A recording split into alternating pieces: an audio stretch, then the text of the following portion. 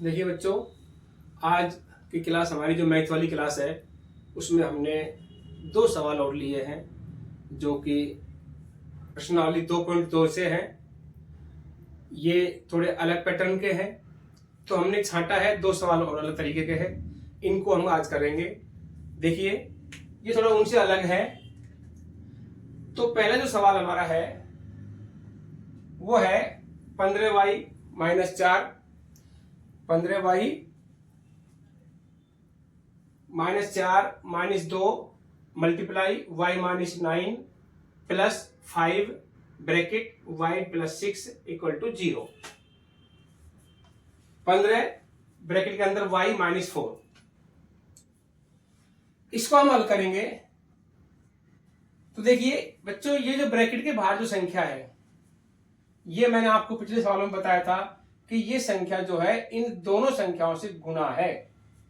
ये अलग बात है कि वो ब्रैकेट में बंद करके रखा हुआ है, लेकिन जब ब्रैकेट को हम अगर हटाएंगे तो ये संख्या इन दोनों संख्याओं से मल्टीप्लाई होगी और चिन्ह जो है उनके यहां जो चिन्ह है उसके हिसाब से बदलेंगे, निश्चित है। लेकिन इस चिन्ह के अनुसार ही बदलेंगे। जरूरी होगा तो बदलेंगे और नहीं तो नहीं बदलेंगे। ये 5 जो है इन दोनों संख्याओं से मल्टीप्लाई होगा। यहां पर 15 जो है ये इन दोनों संख्याओं से मल्टीप्लाई होगा, तभी हमारा ये सवाल हल होगा। बिल्कुल आसान सवाल है, ध्यान देंगे।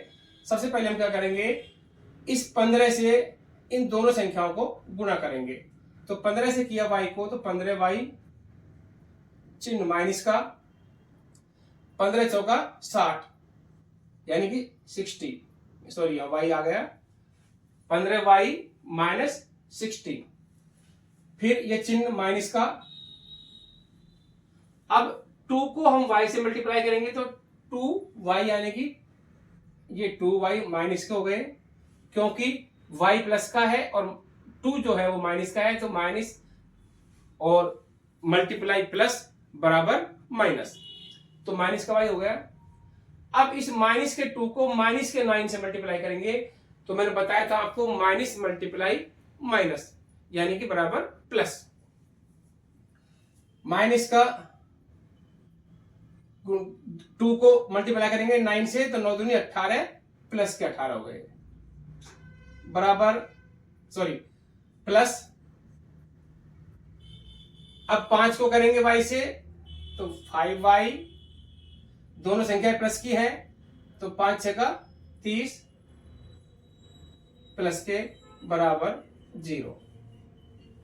हमने क्या किया बच्चों, जो ब्रैकेट से बाहर जो संख्या थी उसको ब्रैकेट के अंदर वाली संख्याओं से मल्टीप्लाई कर दिया और चिन्ह जो हमारे थे वो उस हिसाब से रखे हैं जो दोनों संख्याओं के चिन्ह थे। उनमें मैंने बताया था कि माइनस को माइनस से मल्टीप्लाई करेंगे तो प्लस आएगा, माइनस को प्लस से करेंगे मल्टीप्लाई तो माइनस आएगा। ये बस इस आधार पर हमने चिन्हों को रखा है। नेक्स्ट स्टेप हमारा होगा, मैंने बताया था आपको कि चर संख्याएं और अचर संख्याएं। चर संख्या हमने जो x, 3x, 5x, 5y, 3t, 4t, 3m, 5,9, 5n, इस तरह से संख्याएं जो होती हैं ये चर संख्याएं मान जाती है। चर इसलिए मान जाती है क्योंकि इनके साथ जो t, x, m, n ये जो होते हैं इनका मान चलता फिरता रहता है। हर सवाल में अलग अलग मान आता है, इसलिए इनको चर यानी चलने फिरने वाला माना गया है। तो इनको चर शब्द का संज्ञा दी गई है। तो अब हम क्या करेंगे, चर संख्याओं को एक साइड कर लेंगे और अचर संख्या जो निश्चित है, कांस्टेंट है, यानी कि 30 है, 8 है, 60 है, इनको हम इस साइड ले लेंगे। और चिन्ह ध्यान रखना, ये ध्यान रखें कि जब भी बराबर के चिन्ह के, अगर किसी बराबर का चिन्ह यहाँ पर है और कोई संख्या अगर हम यहाँ से इधर लेकर के आ रहे हैं तो यहाँ जो चिन्ह है उसके विपरीत चिन्ह, अपोजिट साइड चिन्ह हो जाएगा। इधर माइनस की है तो प्लस का हो जाएगा, इधर प्लस की है तो इधर आकर के उसका माइनस का हो जाएगा। ये ध्यान रखने की बात है हमारे लिए। तो 15y - 2y, माइनस इसलिए रखेंगे, इधर ही रखेंगे इसको हम, और प्लस 5y, ये हमें इधर ही है, हमारा कोई चिन्ह में परिवर्तन नहीं आया। इसके बाद 30 प्लस के हैं सॉरी माइनस का हो गए 30, क्योंकि अब हम क्या कर रहे हैं, इनको बराबर के चिन्ह के इधर लेकर के जा रहे हैं, तो ये संख्या बदलेगी, ये सॉरी ये चिन्ह बदलेगा, ये चिन्ह बदलेगा और ये चिन्ह बदलेगा, इधर हो गया। इसके बाद माइनस के ही 8 हो गए, इधर आएंगे तो, और 60 जो हमारा माइनस का है वो यहां पर प्लस का हो जाएगा। क्या किया हमने बच्चों, बराबर की संख्या के चिन्ह के इधर उधर संख्याओं को जब लिखे गए हैं हम, तो उनमें चिन्ह में बदलाव करके हमने संख्याओं को रखा। दोबारा देखिए, बराबर के चिन्ह के इधर लाए हैं हम, ये बराबर चिन्ह यहां रह गया, इसके इधर लेकर के आए संख्याओं को, तो 30 है जो प्लस का था माइनस का हो गया, 8 प्लस का था वो माइनस का हो गया, 60 माइनस का था तो वो प्लस का हो गया। अब प्लस की संख्या स्टार्ट करेंगे, 15 और 5 20y माइनस 2y बराबर, यहां पर देखेंगे माइनस के 30 और माइनस का 8, माइनस का 38 हो गए। ये ध्यान रखें, यहां हम संख्याओं को जोड़ रहे हैं, गुणा नहीं कर रहे हैं, तो माइनस प्लस नहीं होगा। यहाँ पर यहां हम संख्याओं को जोड़ रहे हैं, तो जोड़ने का मतलब यह है कि माइनस के 30 और माइनस के 8 है, तो माइनस के 38 हो गए बच्चों। तो माइनस के 38 प्लस 60, अब देखेंगे 20 में से 2 गए तो 18y बराबर, 60 में से गए 38, तो यहां पर कितने बचेंगे, 60 में से गए 38 तो सॉरी 9 दूनी 18 बच्चे, यहाँ पर ये 18 9 दूनी 18 है, यहाँ पर 18, यहाँ पे 18 होंगे फिर, और फिर ये हो जाएंगे 48। अब देखिए 60 में से गए 48, तो ये हो गया हमारे पास में 12, किसके बचेंगे 12 प्लस के। देखिए दोबारा से मिसप्रिंट हो गया था, यहां पर -2y से गुणा किया तो -2y, -2 को 9 से गुणा किया तो 9 दूनी 18 जो थे वो हमने लिखने में 8 लिख दिया था, 18 है यहाँ पर, और 18 यहाँ पर आएगा तो ये 18 यहाँ माइनस के आ गए, और ये माइनस के दोनों संख्या जुड़ करके माइनस के 48 हो गई, और 18 जो 60 जो है वो इससे हल होंगे, तो घटने के बाद में 12 बच गए। अब हमें मान निकालना है y का, अब y का मान निकाले तो 18 का ऐसे भाग लग जाएगा, तो 12 बटे में 18। अब इस संख्या को हम काटेंगे बच्चों, काटेंगे तो देखिए 6 एकम 6 6 दूनी 12, 6 एकम 6 और 6 है 18, यानी कि 2 बटे 3। y का मान हमारे पास में आ गया 2 बटे 3, ये हमारा आंसर। अब हम इस सवाल को देखेंगे बच्चों। इस सवाल को हल करने के तरीके एक से ज्यादा हो सकते हैं, लेकिन मुझे जो आसान लग रहा है, मैं जो बताना चाह रहा हूं आपको, वो देखिए 0.25, इसमें अगर हम पॉइंट को हटा देते हैं, दशमलव को हटा देते हैं, तो हम क्या करेंगे, नीचे 2 वाली 0 वाली संख्या से इसको भाग कर देंगे। जैसे पॉइंट हमने हटा दिया तो 25 रह गया, बटे में 100 कर दिया, यानी कि अगर यह 0.5 होता तो हम 10 से भाग देते हैं तो पॉइंट हट जाएगा। 0.25 है तो 100 से, 0.235 इन 3 संख्याओं से पहले पॉइंट है तो 1000 से भाग देंगे तो पॉइंट हट जाता है, दशमलव हट जाता है। अब 4f-3 बराबर, यहां भी 2 संख्याओं के बाद है 1 2, तो 5 रह जाएगा सिर्फ, बटे में 100 और 10f-9।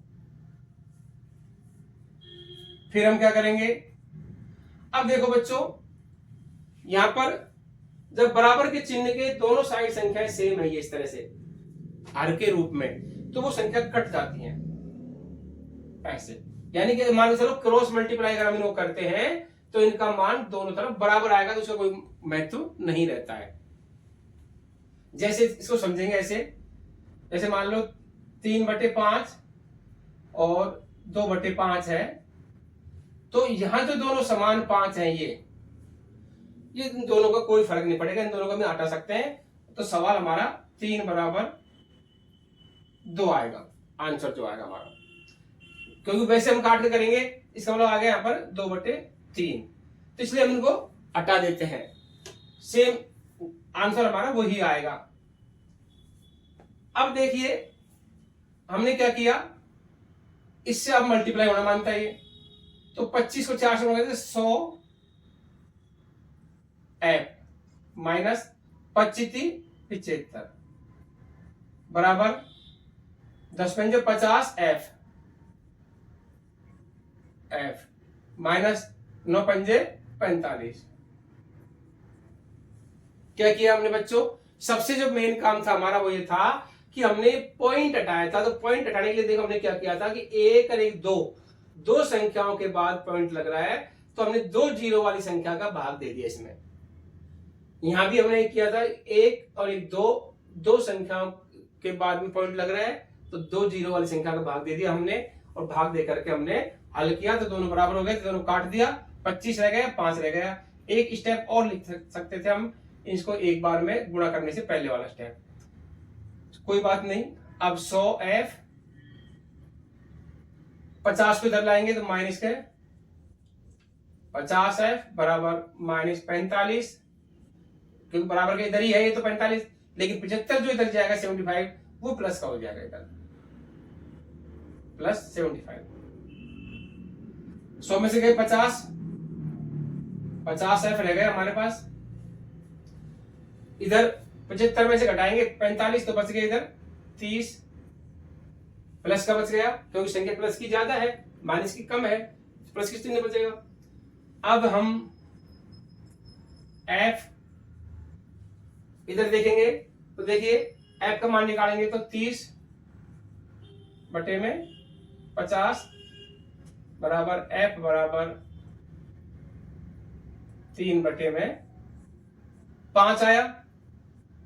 या तो इसको ही आंसर मान ले हम, या तो हम इसको ही आंसर मान ले, इसको नहीं मानते हैं तो हम क्या करेंगे, इसमें भाग देंगे 5 का, तो 5 में भाग देंगे, 3 संख्या कम पड़ रही है तो 3 में भाग देंगे, तो पहले पॉइंट लगाएंगे तो इधर 0 बढ़ जाएगा, तो 5 6 का 30, 0.6 आंसर। या फिर हम इसको ऐसे भी लिख सकते हैं 0.6 आंसर, ये इसका हमारा आंसर हो जाएगा। धन्यवाद बच्चों, ये आज का हमारा प्रश्नावली खत्म हुई। अब हमारी जो नेक्स्ट प्रश्नावली होगी वो चलेगा तीसरा चैप्टर।